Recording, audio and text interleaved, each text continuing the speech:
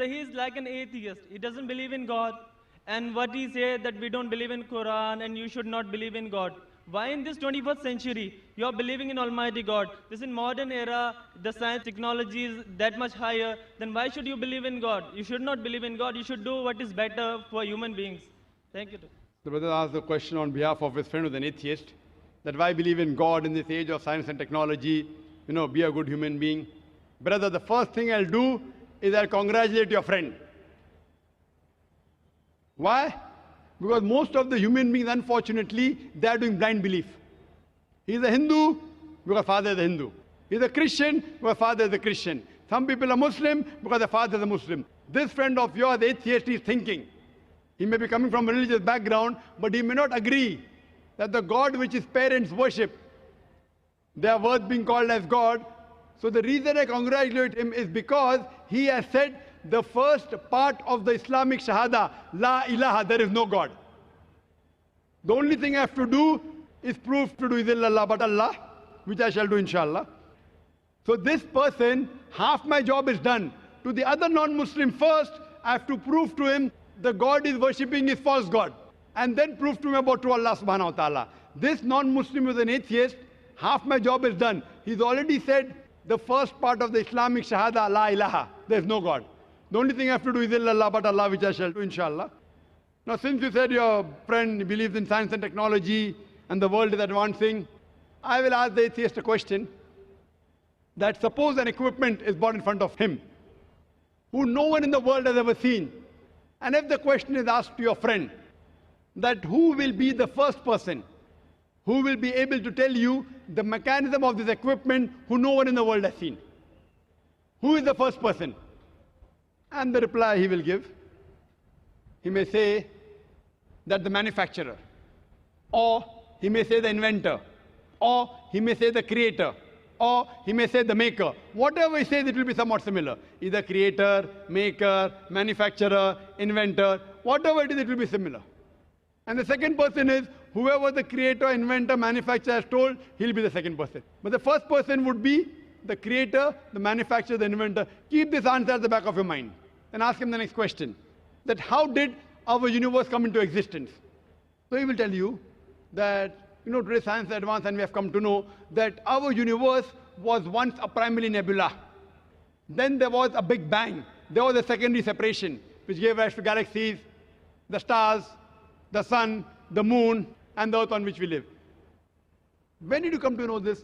So he will tell you, it was in 1973, when a group of scientists, they described the Big Bang and the creation of the universe. So you tell him, what you came to know hardly about 35, 36 years back is already mentioned in the Quran 1400 years ago in Surah Anbiya, chapter number 21, verse number 30, where it says, Avalam yaral lazina kafuru. Do not the unbelievers see, anna samawati wal arda, kan zaratkan saknahuma, that the heaven and the earth were joined together and we clove them asunder. Who could have mentioned this in the Quran 1400 years ago? So the atheist may say, maybe it was a fluke. Don't argue. Continue. Ask him the next question. What is the shape of the earth? So he will tell you, previously, the human beings thought that the earth on which we live is flat. It was in 1579, when Sir Francis Drake, when he sailed around the earth, he proved that the earth is spherical. You came to know in 1579, hardly 400 years back. Quran mentions 1400 years ago. It's mentioned in the Quran in Surah Naziyat, chapter number 79, verse number 30. Wal arda ba'da zalika dahaha. And thereafter, we have made the earth egg-shaped. Dahaha, one of its meanings is an expanse, and the earth is an expanse. The other meaning is derived from the Arabic word duya, which means an egg. And it does not refer to a normal egg. And we know today that the world is not completely round like a ball. It is flattened from the pole. It is geospherical in shape. And the Arabic word dahaha doesn't refer to a normal egg. It specifically refers to the egg of an ostrich. And if you analyze the shape of an egg of an ostrich, that too is geospherical in shape. Imagine, the Quran speaks about the geospherical shape of the earth 1400 years ago. You ask a friend, who could have mentioned this in the Quran? He will say, oh, maybe your Prophet Muhammad, peace be upon him, he was an intelligent man. Don't argue, continue. You ask him, the light of the moon, is it its own light or reflected light? So he will tell you that previously we human beings thought that the light of the moon is its own light. Recently in science, 100 years back, 200 years back, 300 years back, we came to know that the light of the moon is not its own light, it's a reflected light. What you came to know recently is mentioned in the Quran 1400 years ago in Surah Furqan, chapter number 25, verse number 61. The Quran says the light of the sun is its own light, and the light of the moon is described as munir or nur, meaning borrowed light or reflection of light. So who could have mentioned that the light of the moon is not its own light but reflected light 14 years ago? He may give a pause and say, okay, maybe your prophet was very, very intelligent. Don't argue. Continue. I learned in school that the sun, though it revolved in the solar system, in the galaxy, it did not rotate about its own axis. Is that what is mentioned in the Quran? No, that is what I learned in school. We were in 1982. 1982, 27 years back, I had learned that the sun was stationary. But Quran says in Surah Anbiya, chapter number 21, verse number 33, Huwa allazi khalaqal layla wan nahara. It is Allah who has created the night and the day. Wa shamsa wal qamar, the sun and the moon. Kullun fi falakin yasbahun. Each one traveling in orbit with its own motion. The Arabic word yasbahun means it describes the motion of a moving body. So Quran says the sun and the moon, besides revolving, it even rotates about its own axis. And today science has come to know that the sun takes approximately 25 days to complete one rotation. Who could have mentioned this in the Quran 1400 years back, which we came to know recently, hardly 20 years back, 30 years back? He'll give a pause. Don't wait for the answer. You can continue. Quran speaks about that the sky, Almighty God, has made a protected ceiling. Without it, life cannot exist on the face of the earth. In Surah Anbiya, chapter number 21, verse number 32. Quran speaks about water cycle in several places in the Quran. In Surah Az-Zumur, chapter 39, verse number 21. In Surah Rum, chapter number 30, verse 24. In Surah Hijr, chapter 15, verse 22. In Surah Mu'minun, chapter 23, verse number 18. In Surah Nur, chapter number 24, verse number 40. In Surah Araf, chapter number 7, verse 57.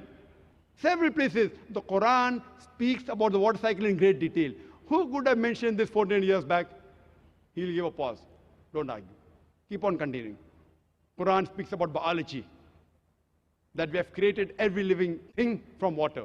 Quran speaks about botany, that we have created every plant in pairs, 2 and 2, in sexes, male or female. In Surah Taha, chapter number 20, verse number 53. Quran speaks about that the animals have been created from water. Surah Nur, chapter 24, verse number 45. Quran speaks about that human beings have been created from water. Surah Furqan, chapter 25, verse number 54. The Quran speaks about genetics, that it is the male fluid which is responsible for determining the sex of the child. In Surah Najm, chapter number 53, verse number 45, 46. And Surah Qiyamah, chapter number 75, verse number 37 to 39. The Quran speaks about embryology. The Quran speaks about geology. The Quran speaks about oceanology. You can give a talk for hours together. After every scientific sign mentioned in the Quran, ask your friend, who could have mentioned this in the Quran 14 years back? The only reply I can give you is the creator, the manufacturer, the maker, the inventor. This creator, this manufacturer, this inventor, we Muslims call as Allah, we call him God. So today, science is not eliminating God, it is eliminating models of God. La ilaha illallah. That's the reason a famous philosopher by the name of Francis Bacon said, little knowledge of science makes you an atheist, but in-depth knowledge of science brings you closer to Almighty God. So you can ask your friend to see my video cassette, Is the Quran God's Word? And Quran Modern Science, in which there are various other proofs talking about the existence of Allah subhanahu wa ta'ala. Hope that answers the question.